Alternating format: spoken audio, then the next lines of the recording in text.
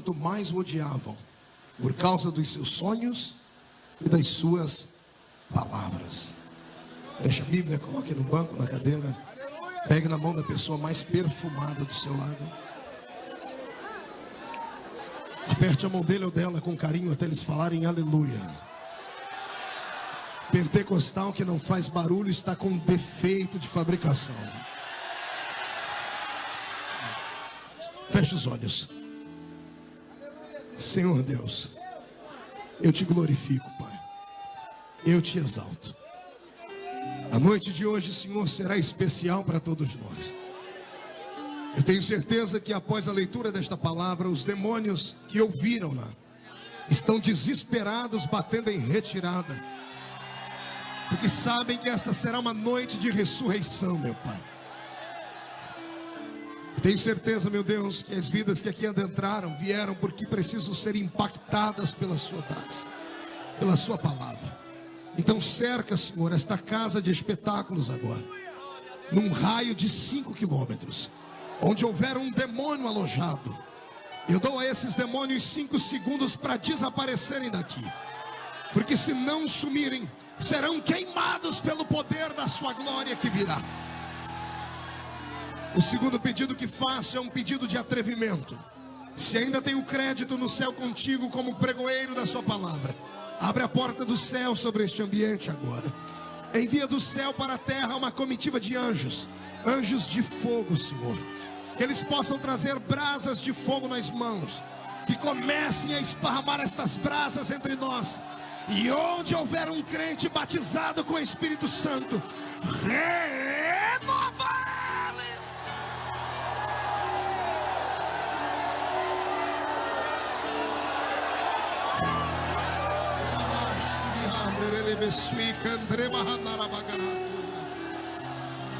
Eu te glorifico, Senhor. Fala conosco, em nome do Senhor Jesus. Amém e amém. Os que podem, tomem o seu assento. Pergunte para o seu irmão como está o coração dele. Está tudo bem com o coração? As coronárias vão bem? Pergunte se ele trouxe lenço, se ela trouxe lenço. Quem não trouxe lenço, diga para o seu irmão, então prepare a manga da camisa, a ponta da gravata. Nós vamos nos derramar aqui hoje, diante do Senhor Deus. A mensagem que eu vou pregar hoje é uma mensagem forte, uma mensagem séria, é uma mensagem que ela traz à memória momentos de dor de todos nós. Mas se você suportar comigo aqui o peso e o fardo da dor, no final desta reunião, nós vamos voar na presença de Deus aqui. Há muitos anos atrás eu preguei este sermão no maior congresso pentecostal do Brasil, e ele viajou os quadrantes da terra. Em quase todos os países onde fui, encontrei um brasileiro. Já visto que eu já preguei em 53 nações do mundo.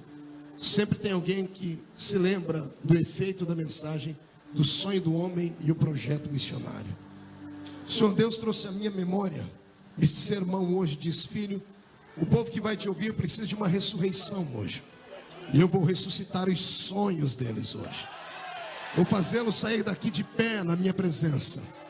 Os príncipes e princesas que deixaram cair a coroa, porque estão andando de cabeça baixa há muito tempo, hoje vai se inclinar pela última vez. Vai se inclinar para pegar a coroa que está caída.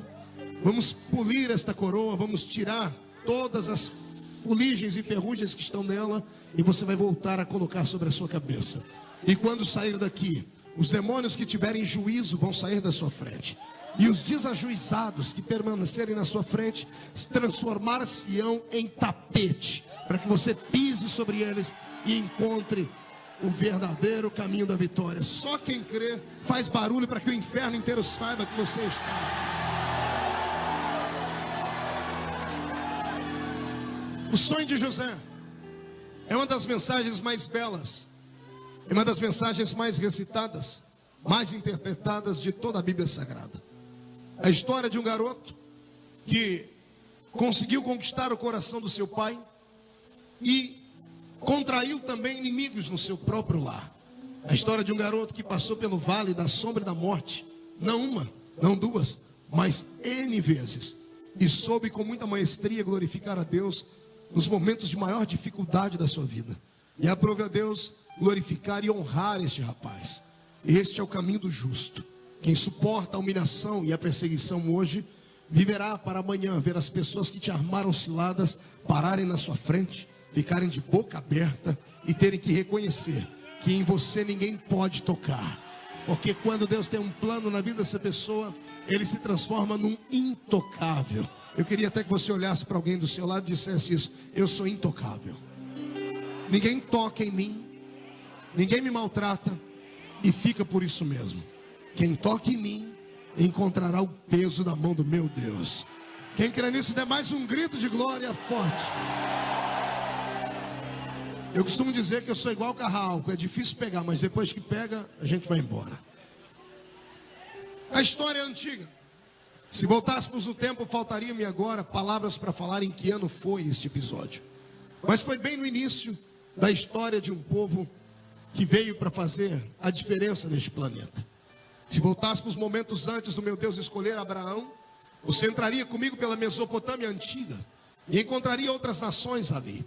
Os caldeus, os heveus, os heteus, os girgazeus e todos os zeus da vida estavam naquela época já de pé. Mas eles se esqueceram da beleza do nosso Deus.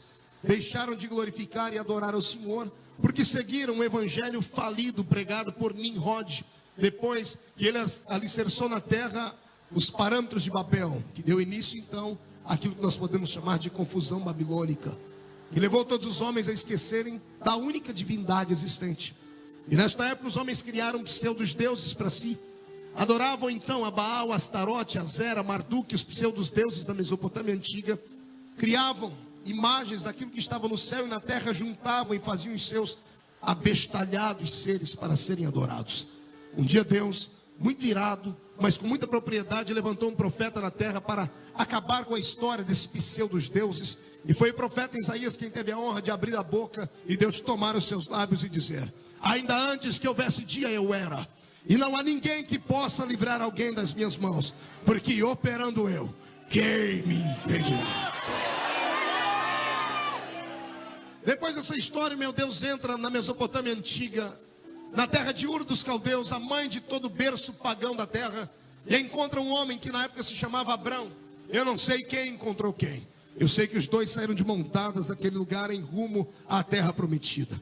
E o Senhor chamou esse rapaz quando ele era um garotão de 75 anos e fez a ele uma promessa: sai para a terra ainda onde eu vou te mostrar um dia, e eu farei de ti uma poderosa e grande nação. 25 anos depois, quantos anos eu disse? Bodas de prata de amizade depois, Deus para ele no meio do deserto. Vem sobre ele a nuvem do Senhor, isso está em Gênesis 17. E o Senhor relembra, ele diz assim: Abraão, de hoje a 1 ano sua mulher dará à luz a um filho, e ele será grande, porque ele será poderoso. Quando Deus está discursando no ouvido de Abraão, a minha Bíblia diz que Abraão começa a rir. E não era um riso de alegria, era um riso de deboche. E eu penso em Deus olhando para baixo, dizendo: ei, por que você está rindo? E ele dizendo: Senhor, nós já fizemos bodas de prata de amizade. Senhor, o Senhor não precisa tentar me enganar mais. Eu me conheço. É impossível ter um filho agora. E eu imagino Deus dizendo: por que é impossível, Abraão? E ele dizendo: Senhor, basta olhar para o meu corpo. Dê uma olhadinha aqui para o garotão, que outrora tinha 75 anos e agora tem 100. Senhor, dê uma olhadinha. Os meus únicos amigos são artrite, artrose, osteoporose, reumatismo, cataratas e todas as coisas que gostam de ficar amigo dos velhinhos aí. Senhor, além de estar um homem velho, falta-me virilidade. E eu imagino ele dizendo: o senhor acha que eu estou ruim? Dá uma olhadinha lá em casa. Vai lá no quarto agora, dá uma olhadinha para Sara. Senhor, não dá para acreditar, mas Sara já foi uma uva. É claro que agora ela está parecendo um abacaxi, mas ela já foi uma uva, Senhor. Senhor, ela tem 90 anos de idade, Senhor. Como é que uma mulher de 90 anos de idade vai dar à luz a um filho? Eu imagino, meu Deus, no céu, só lembrando do que ele diz: ah, Abraão, ainda antes que houvesse dia eu era. Não há ninguém que livre alguém das minhas mãos. Quando eu opero, ninguém pode impedir Abraão. E aí em Gênesis 15, que acontece o milagre. Quem escreveu o livro de Gênesis não colocou na ordem cronometrada certa. O que Deus fala com ele em Gênesis 17, se cumpre em Gênesis 15. Diz a Bíblia que Abraão estava dando um sacrifício a Deus e veio sobre ele uma força sobre-humana. Os olhos dele quase se escureceram e passou um vento. E passou uma coluna de fogo e Abraão caiu no chão adormecido. E a Bíblia diz: e caiu sobre Abraão um profundo sono. Só aconteceu isso na vida de Adão. E Deus, quando fez cair um profundo sono sobre Adão, Deus fez uma cirurgia nele e arrancou uma costela. Em Abraão Deus não fez uma cirurgia apenas de tirar costela. Em Abraão Deus fez uma cirurgia que ele fez somente nele e nunca mais fez em mais ninguém. O meu Deus rejuvenesceu as células de Abraão. O Senhor mexeu em todos os cromossomos do corpo dele, conseguiu mapear o genoma do corpo dele e colocou ele de pé. Quando ele acorda e vai para casa, o homem que saiu de casa com 100 anos volta para casa com a aparência de quem tem 25. E aí que ele se namora de Sara, e os dois saem lua de mel de novo para o Egito. Você pode ler isso na Bíblia, você vai encontrar Abraão dizendo: Sara, se alguém perguntar que você é minha, diga que você é minha irmã. E eu pergunto para você, por que isso? Simples. Ele ficou com medo das pessoas olharem para Sara e cobiçarem ela. E cá para nós, quem é que ia cobiçar uma mulher de 90 anos? Só se fosse um museu, só se fosse um asilo. Quem gosta de velho, essas coisas aí. Mas aquele dia Deus fez cair um milagre sobre eles. O meu Deus é assim: quando Ele promete, passam os céus e a terra, mas as suas palavras não podem passar. Alguém aqui tem uma promessa de Deus na vida? Levante uma mão. Quem tem mais de uma promessa, levante as duas mãos e dê um grito sonoro de glória. Você veio ao lugar certo hoje, então. Pois bem, dessa família toda veio o nosso irmão Isaac, que foi o segundo patriarca. De Isaac veio Jacó, e Jacó implantou um sistema que os crentes pentecostais adotaram. Jacó não criou família, Jacó criou tribo. Todo crente pentecostal tem uma renca de filhos. Eu mesmo tenho 3. E um menininho que Jesus levou para o céu. E Jacó agora tem 12 filhos. E desses 12 filhos tem um que lhe é muito peculiar. O seu nome era José. Respire fundo e diga para o seu irmão: José. Não. Faz uma voz mais doce. José. Hoje você vai aprender a chorar com romance verdadeiro. Melhor do que novela das 8. Vem comigo. José era o filho do coração de Jacó. Ele era especial. E gravando a história, entrei pela psicologia infantil e tentei entender por que é que José era especial para o pai. Se o pai tinha 12 filhos, e todos nós sabemos que nenhum pai ama um filho mais do que o outro, por que é que José tinha atenção especial do seu pai? A Bíblia diz que Jacó fez para ele uma túnica colorida. Gravando a história original, é uma túnica de 7 cores. Eu precisaria aqui de 5, 6 horas para falar das cores e o significado dessas túnicas. Por que será que Jacó fez para ele e não para os demais? Simples. Eu descobri que José, dos 12 filhos, era o único que se identificava com o pai por dentro. Os outros podiam ser parecidos com o pai por fora, mas esse era parecido com o pai por dentro. Existem filhos que surpreendem os seus pais. Existem filhos que conseguem cativar a atenção dos seus pais. Eu mesmo tenho 3 filhas, amo as 3 de igual forma. Daria minha vida pelas 3, morreria por elas, faria qualquer coisa por elas. Mas das 3 eu tenho uma pequenininha que ela é especialzinha. Um dia desse eu cheguei em casa de viagem, cansado, coloquei as malas no chão. Ela vem correndo, ela é toda carinhosa, abraçou a minha perna, se jogou no chão e falou: papai, olha o que eu aprendi. Começou a engatinhar, olhou para cima com aquele olho de jabuticaba desse tamanho e fez assim: miau, miau. Eu disse: que isso, Camila? Eu disse: papai, sou seu gatinho agora. Eu não me aguentei. Catei Camila, botei no meu braço. E agora toda vez que eu fico bravo, ela se joga no chão, bota os joelhinhos e começa a miau, miau. Ela é esperta, ela é inteligente. Eu amo as 3, mas essa é diferente. Assim o meu Deus no céu tem também filhos especiais. Deus não faz acepção de homens e mulheres para salvar. Para salvar, Ele salva o pequeno, o grande, o gordo, o magro, o rico, o pobre, o negro, o branco ou o asiático. Mas para usar, aí Ele tem alguns que são segundo o seu coração. Para usar, Ele tem um Davi. Para usar, Ele encontra um Moisés. Para usar, Ele encontra um Abraão. Para usar, Ele encontrou você hoje aqui. Que coisa bela. Pastor, mas como é que eu faço para ser especial? Aí não é a inteligência do pai, aí é a inteligência do filho. Chame a atenção dele. Faça alguma coisa que você nunca fez por ele hoje. Eu vou dizer uma coisa que vai pegar no seu coração. Esta é a geração dos xodós de Deus. Você vai sair daqui hoje com uma faixa no peito: xodó de Jeová. Ai de quem tentar tocar em você depois de hoje. Quem toca em alguém que é um xodó de Deus, coloca a mão numa caixa de abelha. Quem quer ser xodó de Deus? Grita, mas grita alto. Grita!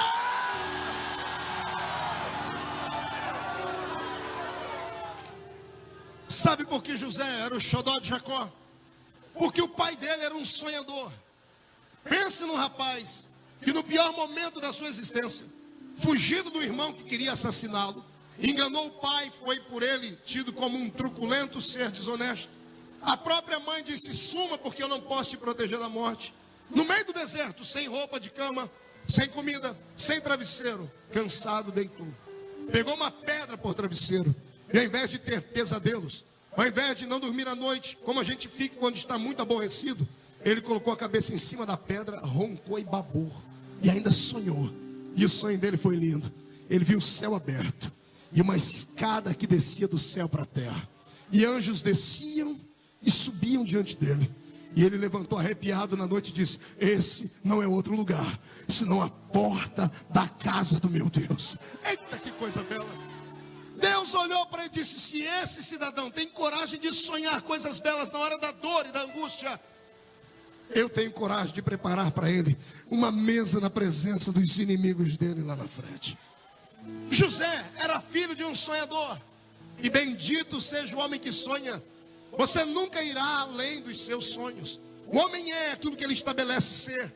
Você não é um animal irracional que acorda e não sabe como será o seu amanhã. Você tem inteligência. Você tem neurônios dentro do seu cérebro. É claro que algumas pessoas entre nós só têm 2 neurônios, o Tico e o Teco. Mas mesmo assim ainda tem os neurônios.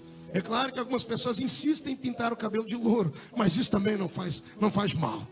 Use os seus neurônios, use a sua inteligência. Você não pode viver nessa terra como se fosse um vegetal. Deus não quer que você vegete, Deus quer que você viva. Deus quer que você aproveite 100% da sua vida. Deus não quer que você fique trancado dentro de um quarto esperando a banda passar. Deus não quer que você fique na frente do espelho com um lenço nos seus olhos, limpando as lágrimas, dizendo assim: ah, como eu sou um coitadinho, eu sou o verme do carrapato. Porque enquanto você fizer isso, você dará cartuchos na mão do diabo para ele lhe acusar. Agora, se você se levantar hoje, olhar para si mesmo e gostar daquilo que vê, quem é que pode com uma pessoa que quer viver? Me diga. Quem é que pode com uma pessoa que deseja viver intensamente? Quem é que pode viver melhor nessa terra do que um crente em Jesus Cristo? Ninguém. Porque nós somos os únicos povos da terra que podemos pisar nesse chão, sabemos como viver aqui em paz e melhor. Temos já guardado conosco um passaporte e uma passagem carimbada. Daqui a pouco sairemos daqui, iremos para um lugar muito melhor e maior do que esse. Então você não pode jamais ficar me olhando com essa cara, parecendo que foi batizado num pote de vinagre. O ímpio não tem onde recorrer, mas você tem. E se você serve ao mesmo Deus que eu, por favor, mostre que você está feliz em estar aqui. Mostre que você está feliz em adorar o nome dele. Sonhe. E sonhe alto. Um dia desses eu tive que corrigir um pregador, um companheiro que estava pregando, porque ele disse que crente não pode delirar. Ele disse que crente tem que ficar com os pés no chão. E eu digo: é errado, crente tem que delirar. Crente pentecostal ou espiritual. Os racionais fiquem no seu mundinho medíocre e pequenino, abaixo da esfera espiritual e metafísica do meu Deus. Se você quer uma coisa lógica e racional, continue com o seu sistema. Eu absorvi a graça de Deus e quero viver no sobrenatural. Eu quero ter delírios. O que José teve não foi um sonho, ele teve um delírio. O que é um delírio? É aquilo que pode ser uma utopia, é aquilo que pode parecer para os outros algo motivo de deboche. E foi o que esse rapaz virou em casa. Um belo dia ele acorda. Imagine acordar numa casa onde você pertencia a uma família de 12 pessoas, fora mãe e pai. Tinha que acordar cedo para o café da manhã, senão não sobrava nada naquela mesa. Imagine José acordando, escovando o dente, indo para a mesa do café da manhã, com o cabelo cheio de gel jogado para trás. Garotão, novo, bonito, esfuziante, radiante, brilhante. Sentado na mesa, pegando um pedaço de pão, passando ali uma maionese, um ioiô creme, pegando um leite Nilza, misturando com chocolate. É claro que eu estou contemporaneizando a história. Não vá procurar isso na Bíblia, que você não vai encontrar. E nem me chame de maluco, ok? Imagina um garoto comendo um pedaço de pão, está mastigando um pedaço de pão aqui com a bochecha desse tamanho. No outro canto está tentando degustar um pouquinho de leite. E a família toda reunida. E ele levanta: ei, gente, tive um sonho. E quem é que não gosta de ouvir sonho? Qual é o ser humano que não é curioso em saber aquilo que é oculto e aquilo que é invisível? E ele fala: eu tive um sonho. E todo mundo diz assim: conte o sonho pra gente. Ele diz: eu sonhei que eu estava trabalhando no meio do trigal. e o feixe que eu tinha era maior do que o de todo mundo. E ele se colocou de pé, e todos os feixes de vocês vieram e ficaram ao meu redor. Ele contou aquele sonho por contar. Eu imagino o silêncio na mesa. E daqui a pouco o Rubem, devia ser o mais velho da mesa, se levantando com aquele queixo quadrado, aquele homem viril com aquele peito estufado, cabeludo, a pele queimada do sol. O mais velho sempre trabalha mais, dizendo assim: você, garoto, você só sabe dormir e comer. Como é que você pode colher mais do que eu, que sou mais velho da casa? E eu imagino as brincadeiras na mesa, e todo mundo olhando para ele assim: olha o sonhador aí, sonhe, isso é um delírio, isso é maluquice, isso jamais vai acontecer. Como é que você pode colher mais do que todos nós? E eu imagino um deboche na mesa, as pessoas afagando a cabeça dele, brincando, e o velho pai Jacó dando gargalhadas também. Dias depois, ele vem à mesa de novo. Está agora, não sei se comendo uma rosquinha, não sei se ele estava comendo ou tomando um suco de laranja. Eu sei que no meio daquele café da manhã diz assim: gente, sonhei de novo. E alguém já grita: fala, sonhador. Ele diz: eu sonhei que o sol e a lua e 11 estrelas se curvavam diante de mim. Esse grito de glória não foi normal. Foi exatamente isso que as pessoas sentiram naquela mesa nessa hora. Aqueles que pensavam que o garoto estava delirando, entenderam que ele não estava delirando porcaria nenhuma, que isso não era sonho de barriga cheia. Descobriram que Deus estava falando com ele, que Deus estava traçando o futuro dele, que Deus estava dando a ele a linguagem que havia dado ao velho pai. Nem o próprio pai suportou. O pai se levantou na mesa e disse: será que o meu filho terá que me ver de joelhos à frente dele, eu, a mãe, todos os irmãos? E a Bíblia diz: e por causa disso, tanto mais o odiava, por causa dos seus sonhos e das suas palavras. Este não é um sonho comum, isto é um delírio. E é o que Deus quer que você tenha hoje. Deus quer que você delire. Delire. Delire como eu delirei. Um garoto nascido no meio do mato, numa família muito pobre, criado em 12 pessoas dentro de 2 cômodos. Sabe o que é isso? Não sabe, eu te explico.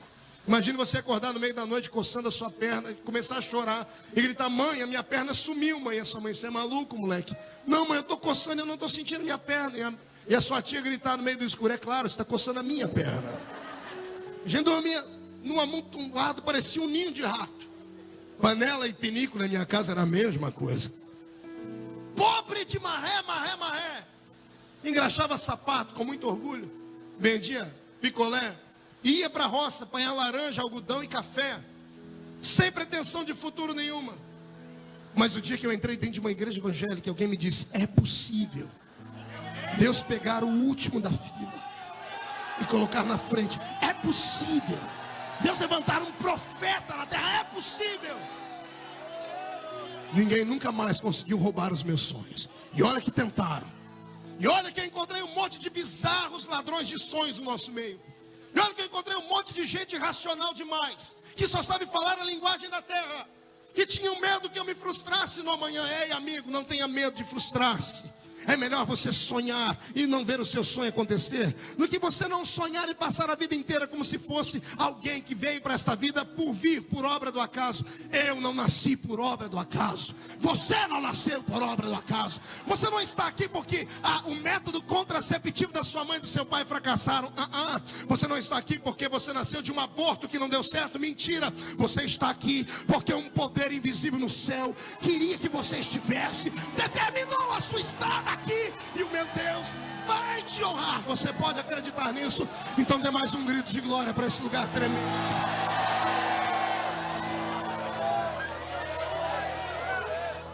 Sonhe e ouse sonhar. Você nunca irá além dos seus sonhos. Não seja covarde. Tenha coragem. Tenha coragem de juntar as peças do seu quebra-cabeça e pedir ajuda ao Espírito Santo. Tenha coragem de escrever histórias, cartas para Deus. Deixa as pessoas te chamarem de maluco. Deixa as pessoas te chamarem de ignorante, de idiota. Deixa te chamarem de fanático. Amanhã eles vão ter que assistir de pé o que o meu Deus vai fazer na sua história. Posso ouvir mais um grito de glória a Deus aí?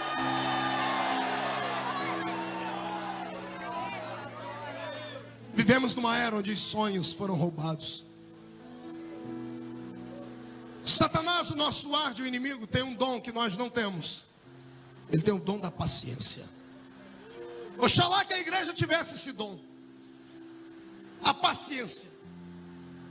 Há 30 anos atrás, o método dele na igreja era outro. Ele destruía a pessoa dentro da igreja, expunha ela publicamente. E a igreja naquela época podia dar a voz de excomunhão e mandávamos a pessoa embora da igreja. E o diabo cantava vitória no inferno, porque geralmente um desviado nunca mais voltava. Ele viu que esse método era muito lento. E é claro que ele arrebanhava pessoas, mas a igreja em compensação ficava pura e cheia de vitalidade. Porque, entre aspas, o câncer havia sido arrancado. 20 anos depois o diabo mudou o seu método. Ele não quer que ninguém saia daqui. Ele deixa as pessoas destruídas aqui dentro. Ele deixa as pessoas carregadas com seus erros e pecados no nosso meio. Ele deixa as pessoas vazias e ocas no nosso meio. Ele não quer que ninguém saia. Os cristãos agora são donos dos seus próprios narizes e perderam então a fé colossal no nosso Deus. Deixaram de ver nosso Deus como um Deus que supre de fato as nossas necessidades, para acreditarem nos seus braços, para acreditarem no seu intelecto. Trocamos as palavras de unção do púlpito por palavras de autoajuda na igreja. E o meu Deus não precisa disso. O meu Deus precisa apenas que você refaça o seu altar e coloque ele de pé. E se fizer isso, o fogo vai descer sobre o seu altar mais uma vez. E você voltará a ser uma pessoa especial, bela e cheia da unção de Cristo Jesus. O diabo rouba os sonhos. De que forma, pastor? Usando gente que perdeu os seus sonhos. Usando gente que está no nosso meio e que viu a vida dele passar em branco. E a pessoa morre de medo de ver o meu Deus te colocar de pé. E essas pessoas que eu chamo de coveiros espirituais estão no nosso caminho. Essas pessoas estão do nosso lado. Essas pessoas estão na mesa do café da manhã com a gente. Vencer o diabo não é difícil. Basta você dar uma rajada de línguas estranhas na cara dele. Basta você viver uma vida de regrada em santidade. Ele é obrigado a recuar. O diabo não é o pior inimigo que temos. Os piores inimigos são aqueles que nós não sabemos que são. São aqueles que estão no nosso meio. São as pessoas que nos abraçam, nos dão tapinhas às costas, que cravam as suas unhas nas nossas costas com um chamado de abraço de tamanduá. Pessoas que sorriem para nós e que apenas nos ovacionam. Pessoas que só falam coisas boas de nós. Ei, o verdadeiro amigo não fala só coisas boas para nós. Freud escreveu assim: todo homem consegue rebater uma crítica, todo homem consegue se defender de uma crítica, mas nenhum homem consegue se defender de um elogio. O elogio, ele acaba corroendo e destruindo o ser humano. E é isso que as nossas igrejas estão cheias, de homens que só sabem bajular o povo por causa do seu dízimo, bajular o povo por causa do status, bajular o povo por causa dos artistas que temos. E o meu Deus nunca precisou de nada disso. O meu Deus não bajula. Ele fala a verdade quando tem que ser falada. Ele traz à existência a unção da sua graça. O diabo destruiu a nossa fé. Tem pessoas aqui dentro que têm o estereótipo de cristão, mas só Deus sabe como está a sua vida aqui. Quando você olhar para um cristão que se diz ser fervoroso, e você ver ele quieto demais num culto, comece a orar por ele. Tem alguma coisa acontecendo. Algumas pessoas não conseguem se desvencilhar da igreja porque se acostumaram com o ambiente da igreja, mas a sua alma não está mais aqui. Foram violados na alma, foram vilipendiados no coração. Há alguns anos atrás eu preguei lá no estado do Paraná, e em um culto muito abençoado, domingo de manhã, uma unção de Deus tremenda. Ao terminar a reunião, uma mulher se aproximou de mim e trouxe sua filha, que na época tinha 15 anos, e disse para mim: pastor, olhe para a minha filha, porque essa moça está me dando trabalho, ela vem para a igreja, olha como está a situação dela. E a mãe deu um toque para que eu olhasse para os braços da menina, e havia sinais de corte nos pulsos dela. Ela havia tentado se matar, e ela era evangélica. Eu pedi para que a mãe se afastasse, sentei do lado da garota, comecei a falar com ela, usei todos os argumentos humanos possíveis. E quando eu estava terminando de falar com aquela garota, eu nunca vi tanto ódio em uma pessoa só. Os olhos dela estavam trincados, ela rangia os dentes, ela apertava os seus pulsos como se fosse esmurrar alguém. E em certo momento ela soltou um palavrão, e eu fiquei extremamente assustado. Me levantei para fazer uma oração e despedi-la, porque eu não estava ajudando, eu estava fazendo com que ela ficasse mais irada ainda. E quando eu fui dispensá-la com um abraço, o Espírito Santo disse: ei, não entregue os pontos, eu vou fazer um milagre aqui. E eu falei: como, senhor? Tá difícil, a barreira é grande. O senhor disse para mim: Fale que você vai liberar ela para ela ir embora, porque a mãe está esperando lá, mas antes ela tem que sonhar com você. E eu falei isso para a garota, ela disse: "Senhor, quer que eu faça o quê? Eu faço qualquer coisa para ir embora daqui." E eu pedi para que ela colocasse as mãos dela sobre os meus ombros. Eu coloquei a mão sobre o ombro dela, tudo sob ordem do Espírito Santo. E eu montei com ela uma história, porque aquela garota havia aberto o coração para mim e dito que o pai havia violentado ela dentro da igreja. Uma garota criada dentro de 7 chaves, e ainda teve a desgraça de encontrar um pai que tinha desvios sexuais e acabou abusando dela. Ela estava com a alma dela violada, ela estava com o espírito dela massacrado. A igreja para ela não era um lugar de refúgio, era uma prisão, porque ela tinha que sentar e olhar para o pai, e mesmo o pai havia pedido perdão a ela, ela nunca havia conseguido perdoá-lo. Foi aí que o Senhor começou a tecer uma história comigo. Eu disse para ela: "Você vai se casar?" E ela deu um grito, disse: "Eu não quero me casar, tenho nojo de homens, eu não quero nunca mais ver isso." Eu falei: "Tá, mas tudo bem, e se por acaso acontecesse?" E ela gritava e insistia: "Não, nunca vai acontecer." Eu disse: "Tá, mas e se por acaso acontecesse?" Ela disse: "Olha, para ir embora daqui, tudo bem, se acontecesse, eu queria que o homem fosse assim, assim, assim." Ela desenhou ele para mim. Eu disse: "Que legal, e como é que seria o seu casamento?" Ela disse: "Isso nunca vai acontecer." Eu disse: "Tá, mas não custa sonhar, tece comigo a história." Ela: "Tá, se eu fosse me casar, eu queria que meu casamento fosse assim." Ela desenhou o vestido dela. Eu disse: "Em que igreja você gostaria de casar aqui na cidade?" Ela disse: "Não, eu nunca vou." Eu disse: "Tá bom, mas é só um pensamento." Ela disse: "Eu queria me casar na igreja fulana de tal." E contou a história da igreja. Eu disse: "E quando você chegasse no altar e se casasse, como é que você gostaria que acontecesse depois, a lua de mel?" Ela disse: "Isso nunca vai acontecer, pastor." Eu disse: "Tá bom, mas e se acontecesse?" Ela disse: "Se acontecesse, eu queria um carro assim, assim, eu queria ir para o Texas, para Las Vegas, passar uma lua de mel lá, mas isso nunca vai acontecer, pastor." Eu disse: "E a sua casa? Como você queria uma casa?" Ela disse: "Pastor, isso nunca vai acontecer." Eu disse: "Eu sei, você quer ir embora, desenha a casa para mim." Ela começou a falar o tamanho da casa, todas as coisas certinhas. Eu disse: "Filhos?" Ela disse: "Eu nunca vou ter filhos, pastor." Eu disse: "Mas e se tivesse?" Ela disse: "Eu queria 2, um menino e uma menina." Eu disse: "O que você faria com eles?" Aí o Espírito Santo pegou o coração dela. Ela baixou a cabeça e começou a chorar. Ela disse: "Se eu tivesse filhos, eu ia cuidar deles como a minha mãe não cuidou de mim. Eu queria protegê-los, pastor." E ela começou a chorar. Nessa hora o Senhor me levou a interceder por ela. E enquanto eu orava por aquela alma aflita, angustiada e cheia de marcas, cicatrizes que roubaram os sonhos dela, o meio do Espírito desceu sobre ela e a batizou com a sua graça. Ela começou a orar em línguas. Eu também, foi um choque orando com aquela garota, porque eu saí de perto dela, porque ela começou a ficar valente, começou a bater os pés no chão, começou a gritar. As pessoas que estavam do lado de fora da igreja foram entrando, entrou a mãe e o pai. Quando ela olhou para a mãe e o pai dela, ela não aguentou, ela saiu correndo em direção a eles. Eu disse: "Deus, que vai acontecer isso?" Ela deu um beijo na mãe, foi no pescoço do pai, olhou nos olhos dele e disse assim: "Pai, eu te perdoo, eu te perdoo." O pai começou a chorar, caíram de joelhos, os 3, mãe, pai, a moça, se abraçaram e Jesus fez uma obra muito linda na vida dela. Anos mais tarde, eu recebi um telefonema e disse: "Pastor Marcos, o senhor se lembra de mim?" Eu disse: "Quem é?" "Só aquela garota lá do Paraná, da oração." Eu disse: "Tá, e aí, como é que vai você?" Eu disse: "Pastor, estou ligando só para lhe dizer o que Jesus fez na minha vida." Eu disse: "Me diga." "Pastor, casei, pastor." Eu disse: "Você se casou?" Ela disse: "Me casei, eu quero falar para o senhor." Eu falei: "Não precisa, eu já sei como é o rapaz." Ela disse: "Como o senhor sabe?" "É aquele que você me contou aquele dia." Eu disse: "Pastor, Deus escutou aquele dia, aquela brincadeira que o senhor fez comigo. O rapaz é daquele jeito." Ela falou: "Pastor, eu fui passar a lua de mel." Eu disse: "Lá em Las Vegas?" Eu disse: "Lá em Las Vegas." O carro foi assim: "Pastor, nós ganhamos uma casa de presente de um padrinho. A casa é exatamente daquele jeito." E ela disse: "Pastor, obrigado por me ajudar a sonhar." Naquele dia eu desliguei o telefone e eu disse: é possível acontecer milagres. É possível, meu Deus, transformar aquilo que é desgraça numa história nova de possibilidades de fé. Mas sozinho você não vai dar conta. Deus te trouxe hoje aqui para renovar os seus sonhos. Não me interessa o que aconteceu. Entenda que na sua vida o que não acontece amando de Deus, acontece debaixo da permissão dele. Todas as coisas que se transformaram em desgraça na sua vida, em lutas, em obstáculos, o meu Deus não tinha te deixado vazio e sozinho, não.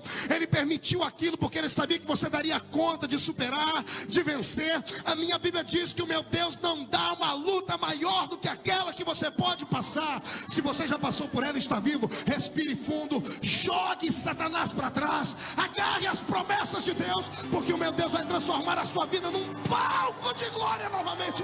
Quem pode voltar a sonhar? Agora eu não quero que você grite, não quero que você só jogue a mão para cima, não. Eu quero que você dê um salto para cima neste lugar, para voltar a sonhar. Sente de novo.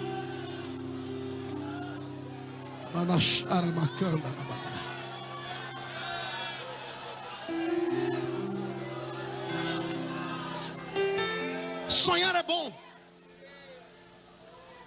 Duro é pagar o preço pelo sonho. Vem comigo, José.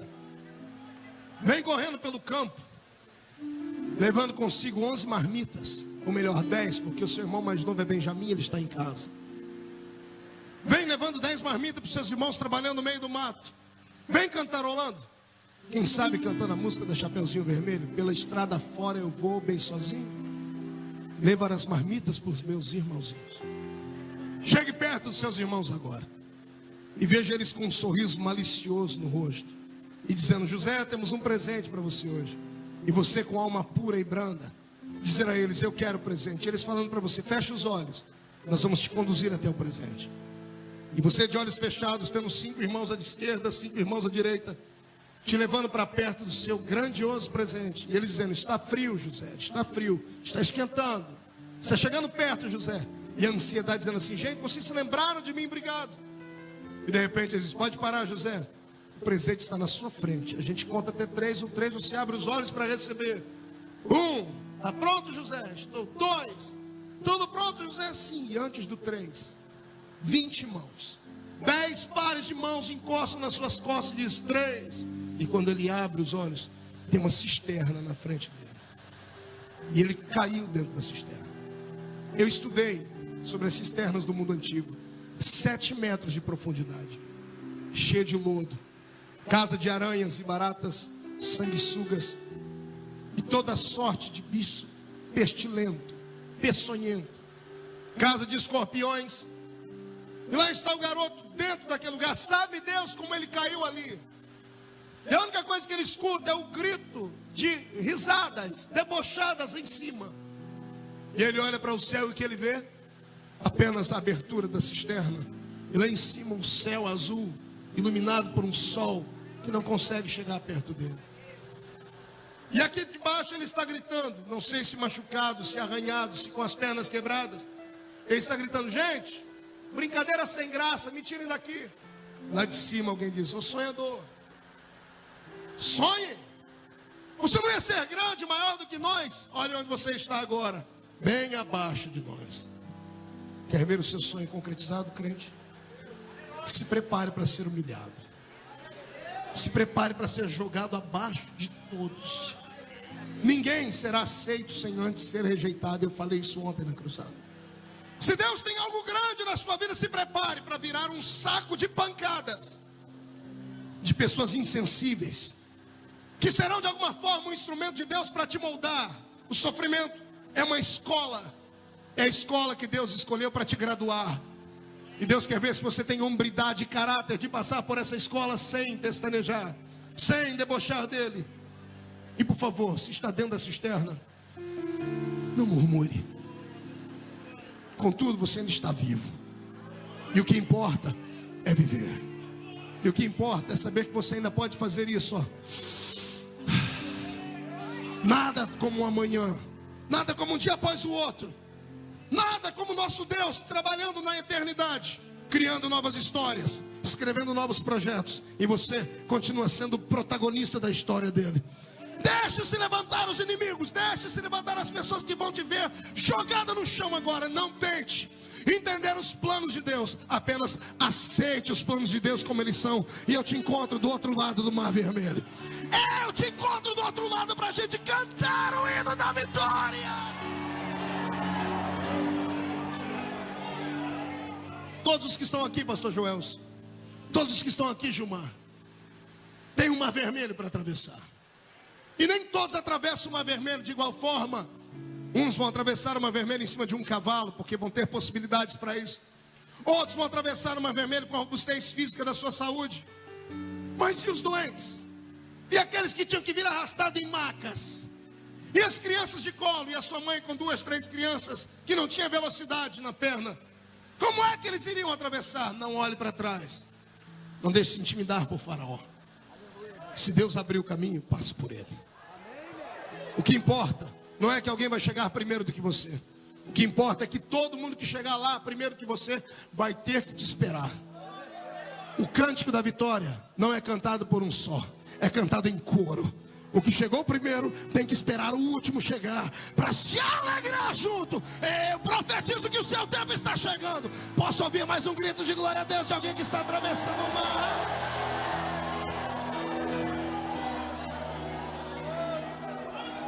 Pastor, o que eu faço? Exercita a sua fé dentro da cisterna. Olhe para cima e invoca. Invoca o Deus de Abraão. Invoca o Deus de Isaac. Invoque o Deus do seu pai Jacó. Eu posso ouvir o eco do garoto gritando dentro da cisterna: Deus de Abraão, Deus de Isaac e de Jacó. E lá do céu, meu Deus respondendo assim: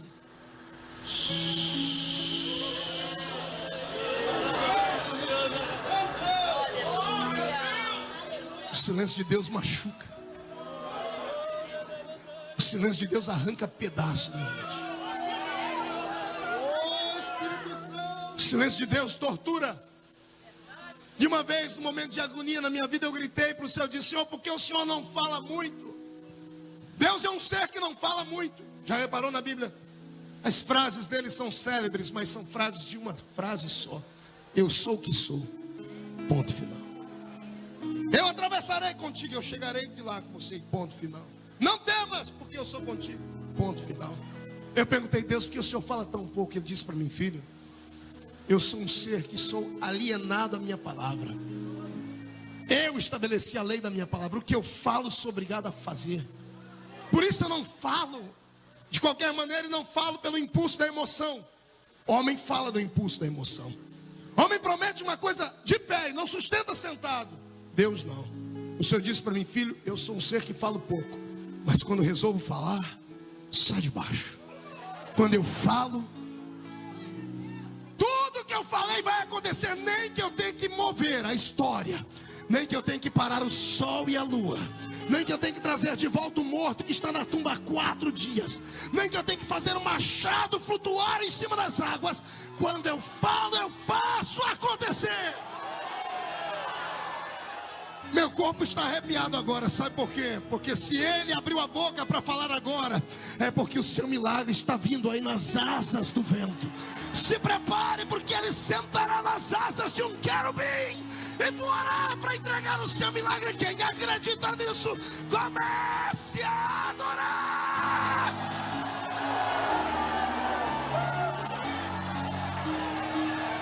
Sonhe. Ouse sonhar. Você nunca irá além dos seus sonhos. Horas mais tarde, uma corda desce a cova, a cisterna, e o garoto sobe por aquela corda, é puxado pelos seus irmãos. E ao chegar lá em cima, eu imagino ele empurrando os irmãos, dizendo: que brincadeira mais besta. Eu pensei que vocês iam me deixar ali para sempre. Eu sabia que vocês estavam só brincando comigo. E enquanto ele está dialogando com os irmãos, ele escuta o tilintar de moedas caindo nas mãos de alguém.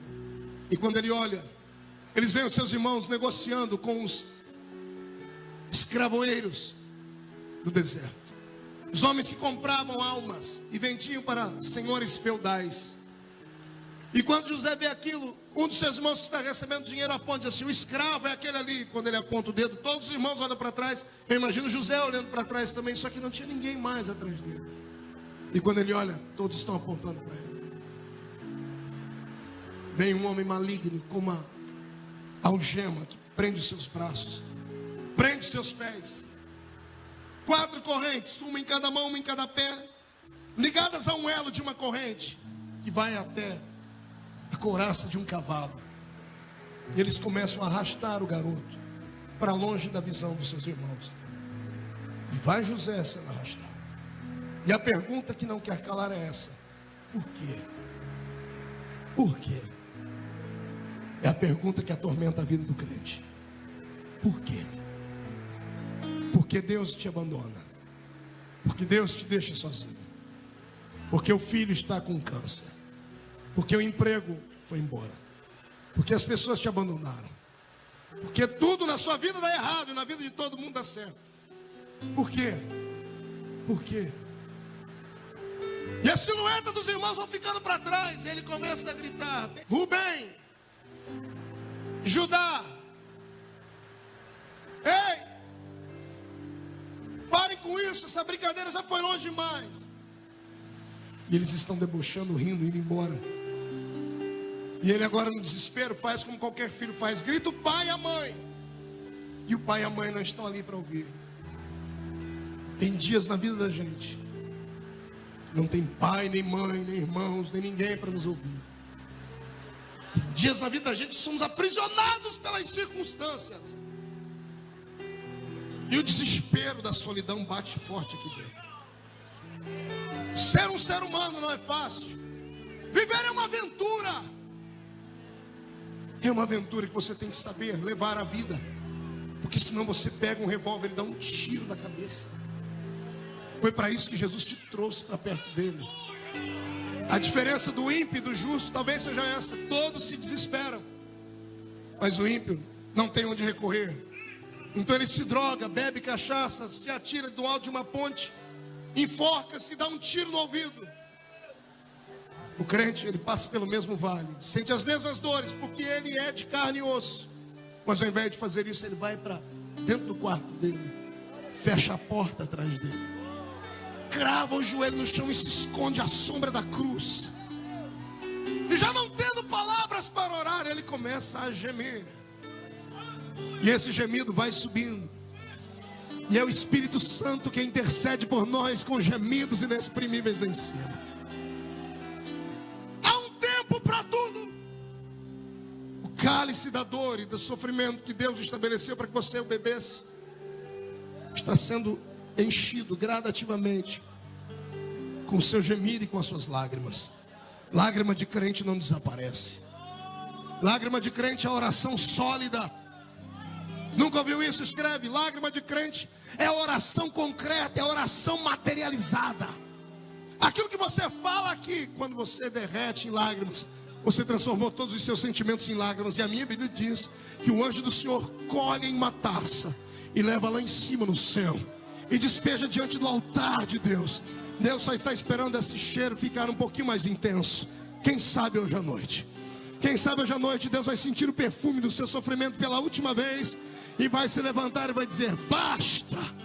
Eu profetizo em nome de Jesus Cristo que ao acordar amanhã de manhã, o dia vai estar mais bonito, a comida vai estar mais saborosa, o sol vai estar mais brilhante. Eu profetizo em nome do Senhor Jesus que o diabo vai desaparecer da sua história.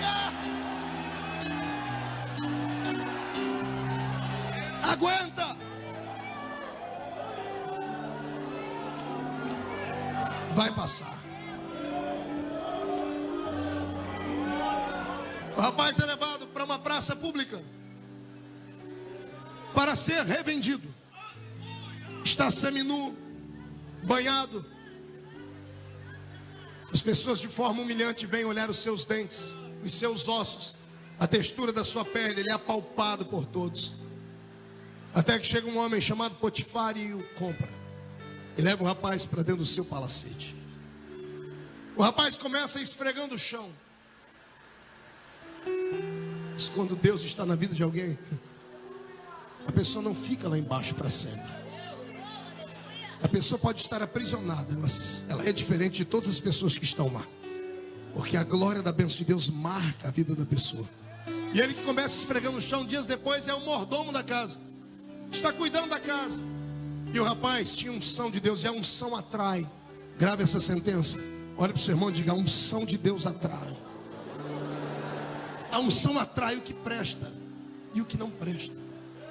A unção vai atrair pessoas que vão te amar e vai atrair pessoas que vão te odiar. Os que vão te amar são aqueles que vão entender a sua chamada. E os que vão te odiar é por causa da inveja de não estarem no seu lugar.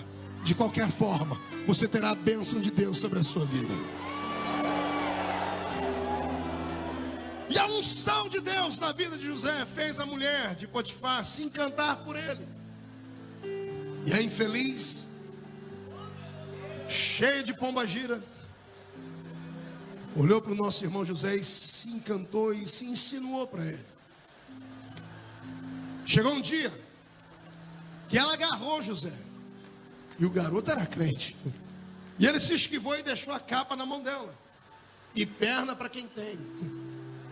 Desce uma escadaria, sobe um corredor, vai por outro, esquerda, direita, chega até no quarto dos empregados. E quando ele entra dentro da casa dele, dentro do quartinho dele, ele deve ter aberto aquela porta no chute.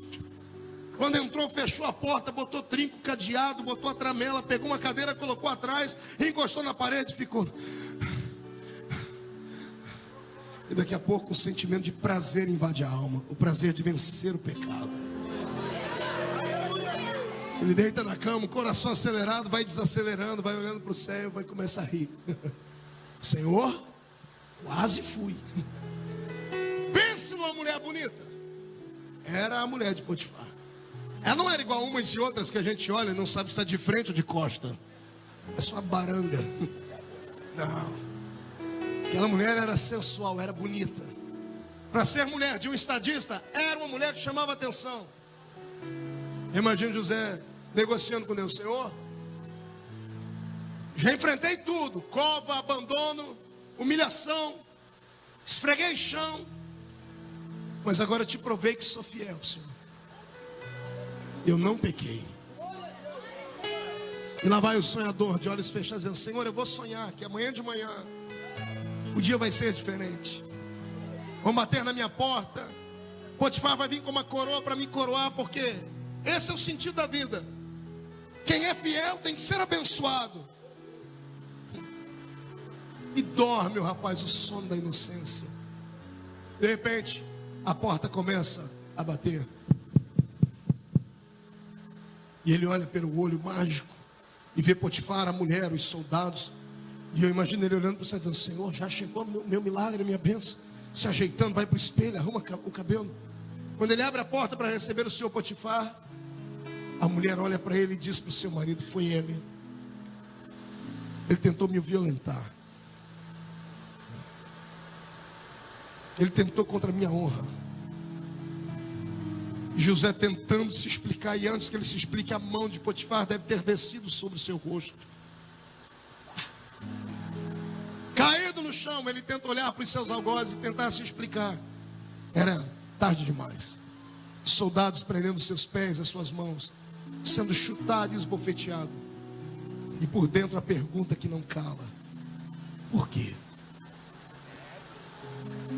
Por que o crente é caluniado? Eu não conheço um ministério que não seja caluniado.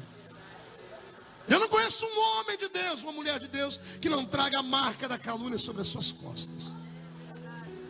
E a pessoa que calunia deveria pensar duas vezes antes de fazer isso, porque a calúnia dói os ossos. Você não tem como se livrar dela. Um francês escreveu: é como se você pegasse um saco de penas e atirasse do alto de uma montanha, e dias depois tentasse reagrupar as penas. Impossível.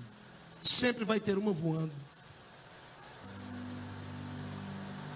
Só quem já foi caluniado sabe a dor da calúnia. E o Senhor está me dizendo aqui que eu estou pregando para um grupo de caluniados. Foi para isso que Deus te trouxe aqui, para te dar força e dizer para você que aguente firme. A verdade sempre é verdade. Quem vai te justificar é Deus. Quem vai te defender é Deus.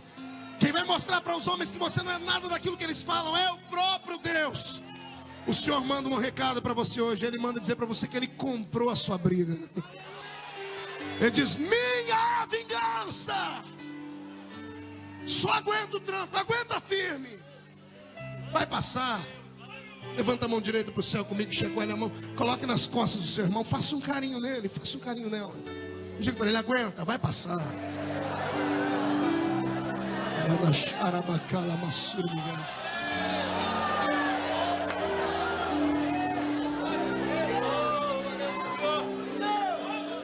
Um pastor em São Paulo foi caluniado, mas com aquelas calúnias cabeludas que destrói a vida de qualquer um. E nós vivemos num país cuja lei protege o caluniador e não o caluniado. É o caluniador que tem que provar que é uma mentira o que as pessoas estão dizendo. Há uma impunidade nessa área. Falam de você e é você quem tem que provar que você não é aquilo que as pessoas estão dizendo. Fizeram isso com esse nosso amigo. E foi uma coisa tão absurda que ele não suportou o peso de todos olharem para ele. E um dia ele pegou a carteirinha de membro de pastor dele, chegou no púlpito da sua convenção e disse: eu não quero mais ser pastor, porque estou trazendo escândalo ao reino de Deus. E alguém disse: não, mas fique firme, nós acreditamos em você. Ele disse: mas não dá. O olhar da dúvida é muito triste. Passou dias, esse homem perdeu a família. Outros dias ele perdeu a vontade de viver.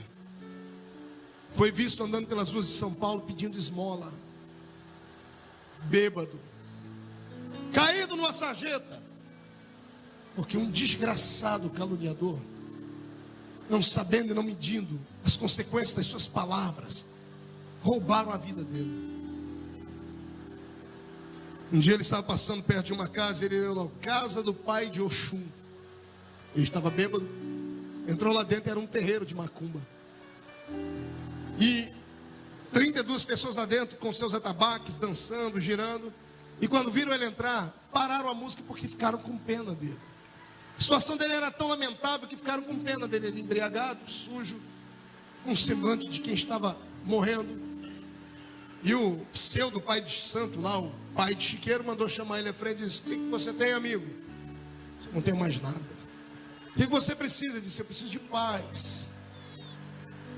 E o pai de santo, com pena dele, levantou para fazer uma reza brava. Foi dar um passe nele. E quando ele soprou o charuto na cara do meu irmão e colocou a mão na cabeça dele, foi ele colocar a mão e tirar os gritos. Colocou a mão e tirou gritando: ai!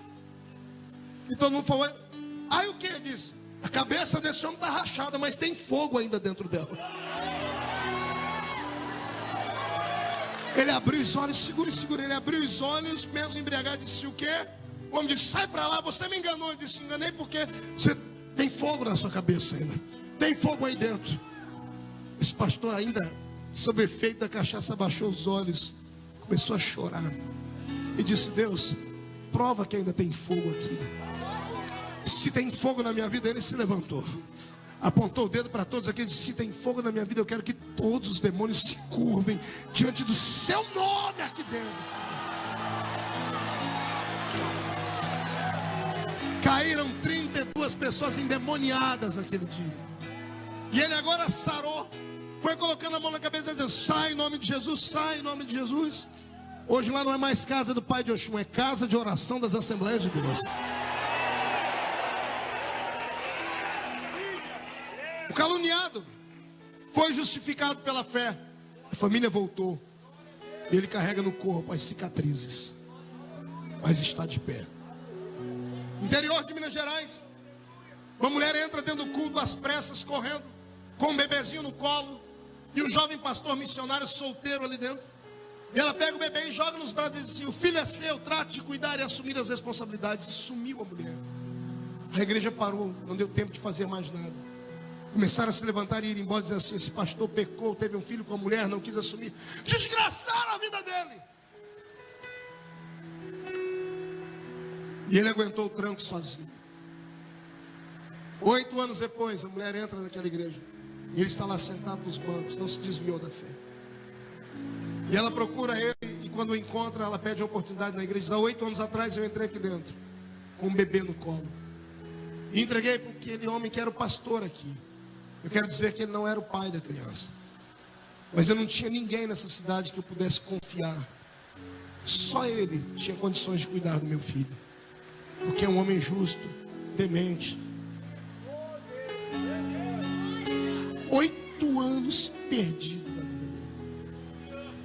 Mas aquela noite, quando essa mulher testificou, houve um avivamento tão grande naquela igreja, A cidade ouviu a história. E uma igreja de 200 pessoas foi para mais de 1.500 membros em menos de 2 meses. Não tente entender os projetos de Deus. Aceite eles. Você não é um coitado. Você não é alguém que Deus tem que ter pena de você. Não sinta pena de você. Aguente firme. Fale como Paulo: Senhor, eu me sinto digno de sofrer contigo as agruras e as dores. Só lembrando que Deus só permite alguém passar pelo vale desse jeito quando Ele quer exaltar a pessoa. E o seu dia está chegando. Está chegando. Eu já posso imaginar o sorriso Colgate que vai invadir os seus lábios daqui a algumas semanas. Eu fico imaginando daqui a alguns meses, daqui a alguns anos, eu estando em algum lugar do Brasil, encontrando você de terno e gravata, uma senhorita com um CD gravado, ou eu abrindo o jornal e visto lá um crente da Assembleia de Deus ou de outra igreja batista, não sei de qual igreja, passa dentro de um supermercado, vai dar bom dia pro paralítico, o paralítico dá um salto, levanta e anda. Eu vou ver alguma coisa acontecer. Agora murcha a barriga, estufe o peito, levante a mão direita para cima com coragem agora. Coloque a mão no ombro do seu irmão e agarre o ombro dele, agarre e chacoalhe ele até ele ficar irritado. Chacoalha ele, dá um tranco nele. Diga, está entendendo? Diga, está entendendo? É Deus quem está te testando. Não é o diabo que vai acabar com a sua vida. Diga, Deus acreditou em você. Aguenta!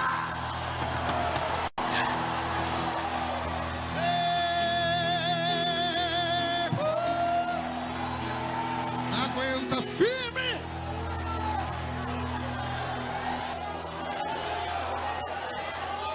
Sonhe e ouse sonhar. Você nunca irá além dos seus sonhos. Lá vai José para dentro de uma prisão. Uma coisa é você ir para a prisão porque roubou um carro, foi pego com drogas. Outra coisa é você chegar dentro de um presídio debaixo da acusação de assédio sexual.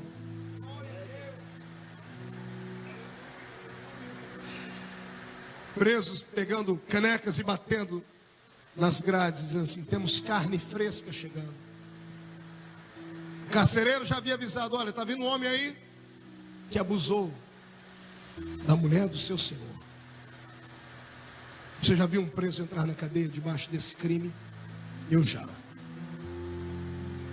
Ele entra e enquanto está sobre o olho do policial, os olhos do policial, ele encontra o canto da parede, encosta e vai até o chão e se agarra com seus joelhos e grita pela mãe e pelo pai. Deixa José indo para o canto da parede. Eu e você sabemos que ele não devia. Ele está no canto da parede, abandonado, chorando. Não dá para chamar pela mãe e pelo pai. Mas e pelo Deus de Abraão? Deus de Abraão, de Isaac, do meu pai Jacó. E lá do céu a resposta: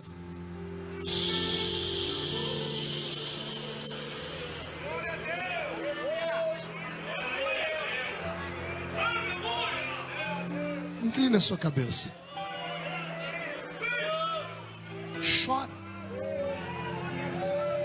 Rasga o peito. Põe para fora a dor.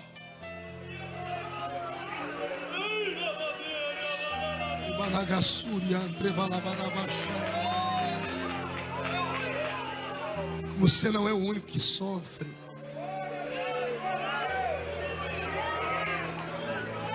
Você não é o único que sente dores. O universo não gira em torno do seu umbigo. Você tem que acreditar que Deus está no controle da sua vida. Você tem que acreditar que se você não sair daqui hoje crendo que Deus está no controle da sua vida, os projetos dele nunca vão acontecer na sua história.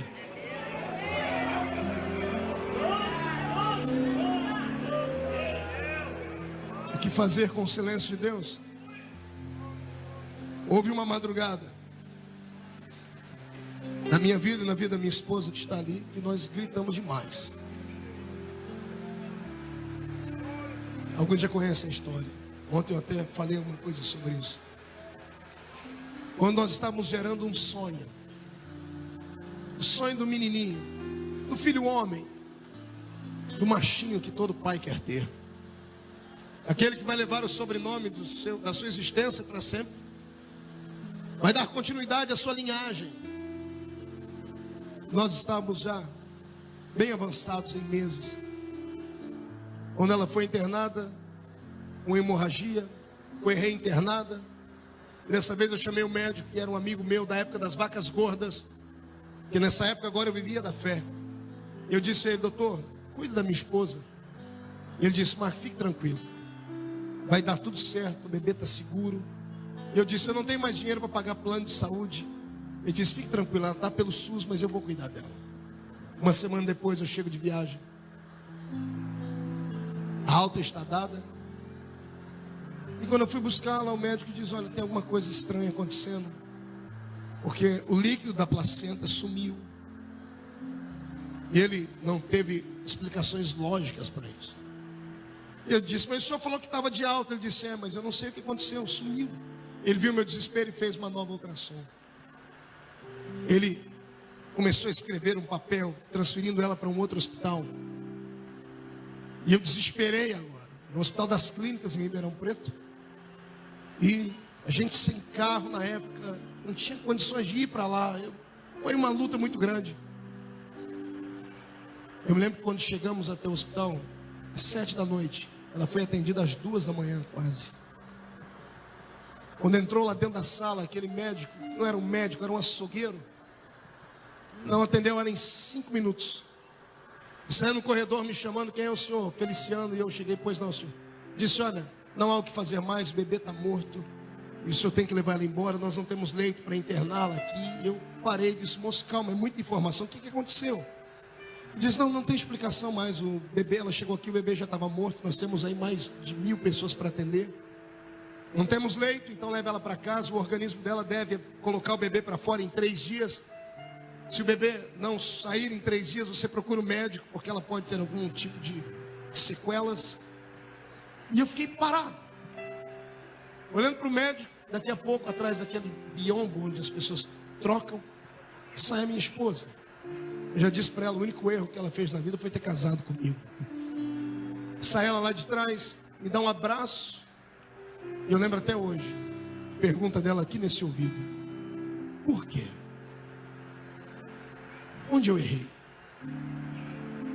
O diabo acusa. E veio à mente dela: será que é porque você viaja muito, eu fico sozinho, e eu fico pedindo a Deus que eu quero você mais próximo de mim? E nessa hora você quer ter um argumento, você quer ter uma explicação lógica, e você não tem. Aí você faz aquilo que todo pastor faz, sai pela tangente e diz a frase que ninguém quer ouvir: Deus sabe todas as coisas. Eu sei que Deus sabe, mas por que Ele não se explica? Eu queria saber, mas a gente não sabe. E Deus naquele dia se calou. Coloquei ela dentro do carro, estávamos voltando para casa, eu, ela e a minha sogra. Eu lembro como se fosse hoje, eu tentando brincar com ela, conversar. Falei para ela que nós íamos ter outros filhos, e ela abraçada com a barriga, chorando. Deu um grito. Pegou a minha mão do volante, colocou na barriga dela e disse: você é o pastor aqui. Você ore, Jesus levanta paralítico, tem milagre nas suas fitas. Ore para o seu bebê ressuscitar. Você pensa que eu não orei? Coloquei as mãos na barriga dela e invoquei com toda a autoridade do mundo. Usei os argumentos que eu conhecia, a teologia que eu conhecia. Usei os cultos que eu havia pregado, as vidas que haviam sido salvas. Usei tudo que você imaginar de argumento. E sabe como ele me respondeu?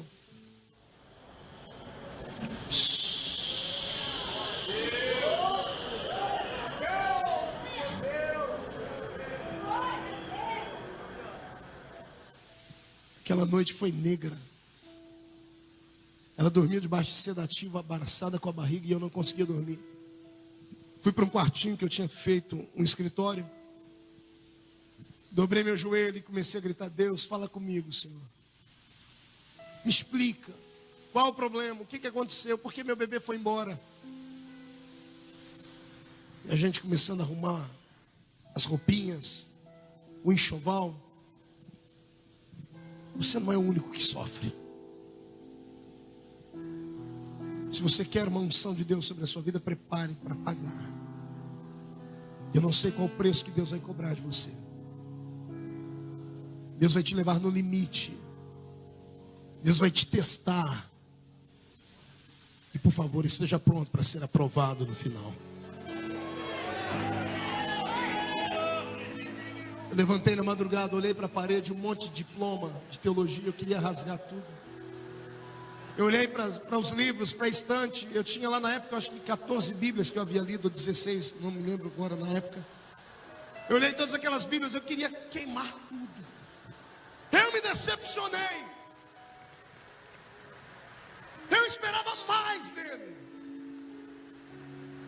Eu queria ouvir, eu queria ver um anjo, eu queria sentir uma unção, eu queria alguma coisa. Hoje ainda de manhã, meu telefone tocou, meu secretário me ligou e disse: Pastor Marco, recebemos um e-mail aqui, vai estar no meu site daqui a alguns dias. Uma irmã que estava com um bebê morto dentro da barriga dela 18 dias. E ela encontrou o senhor no culto, ela ia fazer a curetagem no outro dia e pediu oração, mas ela não contou para o senhor o que era. O senhor pediu para que o marido colocasse a mão na barriga e o senhor colocou a mão sobre a barriga. Ela pediu para dizer para o senhor que o bebê ressuscitou. Está vivo. De manhã, quem você acha que eu estou pregando hoje isso aqui? Hoje veio à memória tudo o que aconteceu. Deus lá em cima no céu olhando, dizendo: vamos ver até onde você vai, garoto. Aguenta? 6 horas da manhã. Eu botei um travesseiro na cadeira, botei a cara, botei o outro travesseiro por cima, eu gemi, eu gritei, eu implorei. Eu disse: Senhor, fala comigo, Senhor, o Senhor vai me perder. Eu estou sem fé. Eu esperava o vento do Pentecoste. Eu esperava a força trituradora do meu Deus entrar ali dentro e me arrebanhar. Não veio o vento do Pentecoste. Veio a brisa da caverna de Elias. E o Senhor disse aqui no meu ouvido: na vida do crente, ele não tem que entender, tem que aceitar. Porque eu vejo o futuro, enquanto você vê só um palmo à frente do seu nariz. Inclina a sua cabeça, José.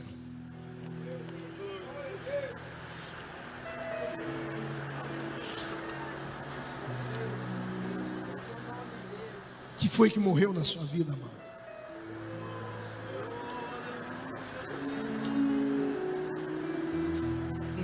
Que foi que morreu na sua vida? O que te deixa tão desanimado, tão depressivo? Por que você não consegue ser feliz, não consegue ser social?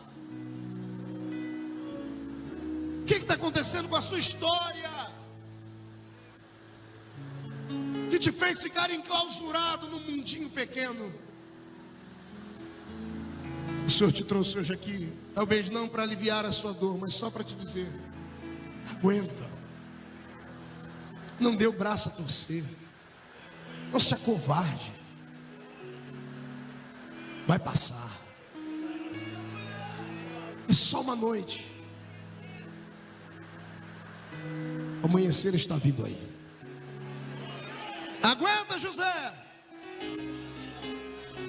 O silêncio dele não significa que ele te esqueceu ou te abandonou. Não, o silêncio dele diz que ele está te testando. Ele está te olhando, ele está te observando. Ele vai se manifestar. Não no meu tempo, não no seu tempo, mas no tempo dele. Se segure. Aguenta firme, não pare de sonhar. O sol e a lua ainda vão se curvar diante de você. As estrelas vão se curvar diante de você. Você não morre até que os sonhos de Deus se cumpram na sua vida. Você não morre. Quem vai para a masmorra está condenado a morrer lá de baixo. Subsolo do palácio real de Faraó. Sem luz, sem água, sem comida. 2 anos lá dentro. O que o máximo que um ser humano suportava eram 2 anos e meio, 3 anos. Sem a luz, a pele perdia a sua pigmentação e a força. Estando debaixo do palácio, as paredes úmidas começavam a adoecer os brônquios. Nessa época, José já devia estar com uma tuberculose. As olheiras eram expostas. O corpo dele possivelmente foi violado lá dentro daquela prisão. 2 anos depois, Deus ainda não fala com ele. Silêncio, 2 anos. Aguenta. Aguenta. Quem escreve a sua história é Deus, não é o homem. Aguenta. 2 anos depois, Faraó tem um sonho. O homem mais poderoso do mundo tem um sonho e ninguém consegue interpretar. Muita gente vai morrer. E alguém que está vindo servir um copo de vinho para ele diz assim: olha, tem um moço lá dentro da prisão que ele tem dom de interpretar sonho. E ele diz: manda trazer o rapaz aqui. 2 anos depois, a porta da prisão se abre. Para ele nunca mais voltar para lá. Quando Deus resolve fazer um milagre, é da noite para o dia. É assim, ó. É num passe de mágicas. Aleluia. Ele está diante de Faraó. E o rei está dizendo: você